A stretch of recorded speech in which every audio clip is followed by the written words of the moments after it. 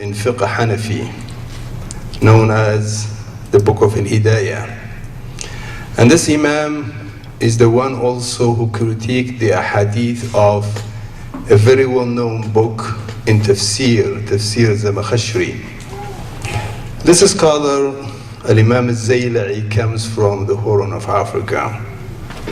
And anyone who carries the name or the title of Al-Zayla'i means that originally he or his parents or grandparents came from the Horn of Africa. It could be Ethiopia, it could be Somalia, it could be Eritrea, it could be anywhere.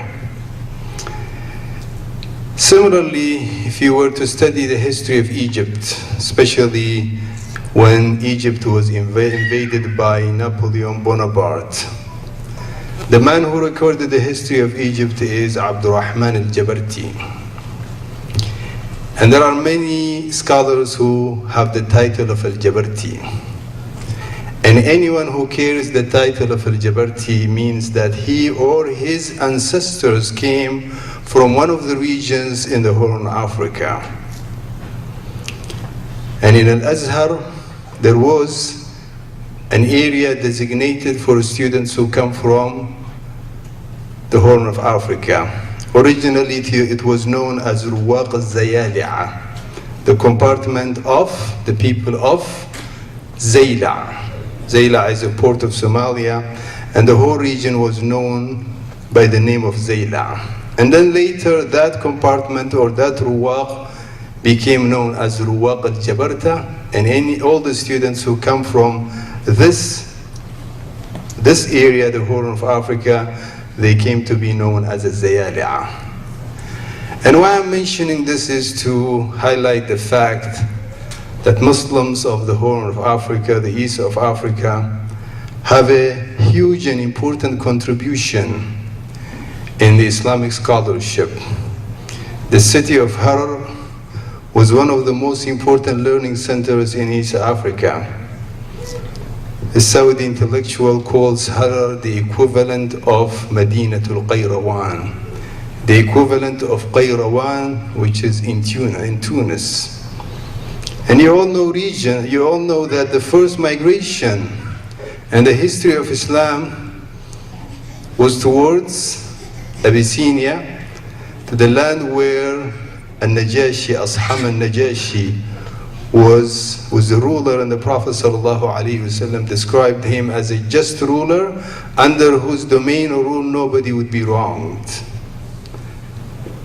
So it's important, my dear brothers and sisters, to be aware of this history and to understand that this region was part and parcel of the Islamic civilization, Islamic history, and Islamic scholarship.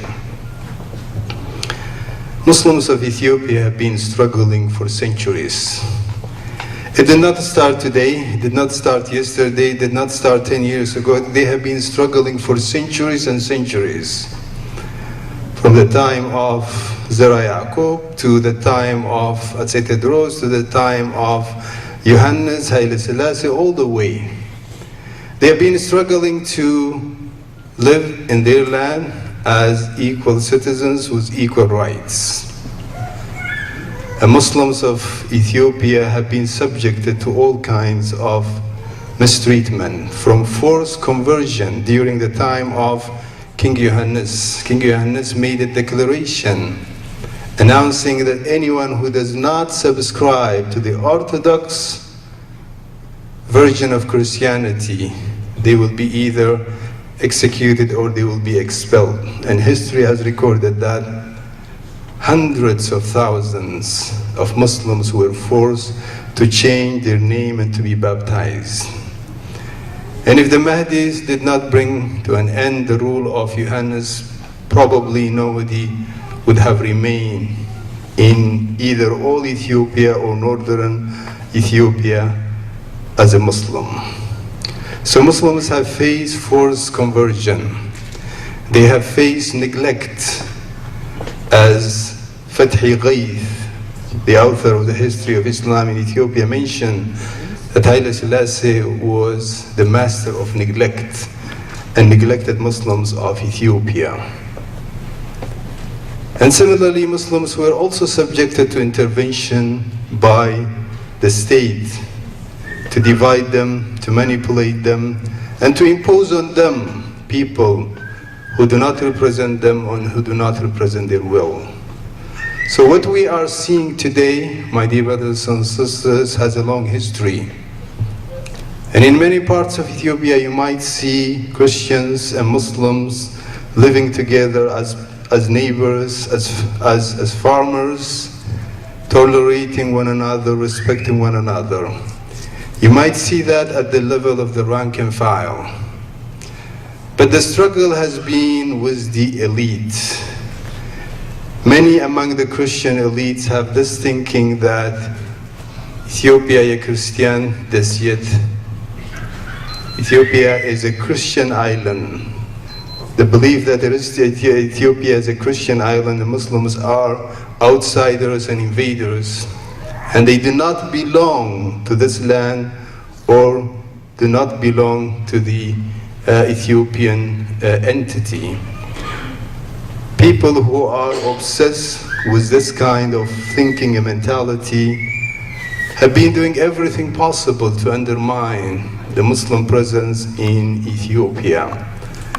And because of that, Muslims of Ethiopia have struggled for a long, long time. And their history has been distorted to a great extent. You read the history of Tedros, and you read the history of Grand Muhammad or Imam Ahmad. It has been presented in a completely different way. Imam Ahmad as a killer, invader, destroyer, and Tedros was presented as being a unifier and a hero of the nation. So the experience has been very painful, very challenging. But at the same time, my dear brothers and sisters, Muslims of Ethiopia or Muslims anywhere should not keep blaming outside forces. Let me tell you what one historian said about Muslim entities in Ethiopia. This is a historian known as Al-Qalqashandi, and he has a book that he wrote about hundreds of years ago about the Muslim entities, sultanates in East Africa. There were 7 of them, 7 Muslim sultanates in East Africa or in Eastern Ethiopia and parts of Somalia. And he says that these 7 sultanates were always the object of invasion by the highland kings or the highland emperors. Always. They were the ones who were invading them, attacking them, and ransacking their land. And in explaining that, Al-Qalqashandi says that they were disunited. وَكَانَتْ ذَاتُ بَيْنِهِمْ فَاسِدًا. They were disunited. Not only were they disunited, but they were also enemies of one another. And because they were disunited and because they were enemies of one another, the Hatse, he calls them the Hatse, and that's the title of those the kings of Ethiopia. The Hatse used to invade them and attack them one by one. And he said, had they been united together, had they formed one entity, they would have been able to defend themselves and they would have been able to stand for their rights. So my dear brothers and sisters, as Muslims of Ethiopia, it's important to look inwards and to understand the history and to see what internal factors or internal deficiencies led to the situation that Muslims are facing today. Now, Imam al-Shafi'i radiyallahu anhu used to say, "Man arada ad-dunya fa'alayhi bil-'ilm, wa man arada al-akhirata fa'alayhi bil-'ilm." Whoever wants to achieve the goodness of this life, he should pursue Knowledge. And whoever wants to pursue the goodness of Al-Akhirah, he has to pursue knowledge. Knowledge is a key to success for any community, for any nation, and for any people. And one of the struggles that Muslims in Ethiopia, Muslims in many other regions have been facing was deficiency in the area of knowledge. When the colonizers took Africa, they opened the doors of education for others. And Muslims, for one reason or another, they did not send their children to these institutions. Part of it was for fear that they could be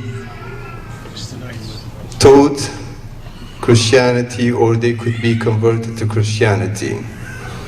And because of that, you see a lot of disparity in terms of knowledge, in terms of skills, in terms of qualifications. So it's very important that Muslims of Ethiopia today work hard to bridge the gap, the educational gap. And definitely there are many encouraging examples, but this needs to be pursued further. Knowledge is also important, my dear brothers and sisters, to be able to protect your own community from infiltrators who might misguide people. There is a saying by Abdullah ibn Abbas that the devil can easily misguide 1,000 devout worshippers, and he would not be able to misguide one learned person. Knowledge and awareness is very important. Whether it is the Ahbash, whether it's any group that comes and tries to influence people and to confuse people and to misguide people, their best tool is ignorance. When people are not well educated, when people are not aware, then they can easily come and manipulate them, and they can easily distort the teachings of Islam. So it's very important that we use every tool possible to encourage our people to learn, to study, to excel, and to also be aware. And if people are educated and aware, then they can self-protect, and they can, be sure not to allow others to come in and misguide them. And one of the most important tools of awareness and knowledge today is the media. The media today shapes nations. The media today shapes minds of people. Whoever controls media today, they control the minds of people. Sometimes even you cannot control your own children. Through the media, they are invading homes, they are shaping our children, how they think, what should their priority be. So media plays a very important role. And this is where we have deficiency as Muslims. We don't use effectively media. And you being in North America, you have the means to do it. Simply talking about the Ahbash or other challenges that Muslims are facing today would not be of much benefit unless awareness is spread among people and unless people are well educated. And one of the key tools for that is the media. Internet is a very important tool. Probably many people, if you were to go to the villages, probably they don't know anything about the internet. But many young people today are increasingly using internet. Internet is a very important tool. We need to make use of the internet. Similarly, radio is important. In fact, radio is the most important in many African countries, in villages and other places.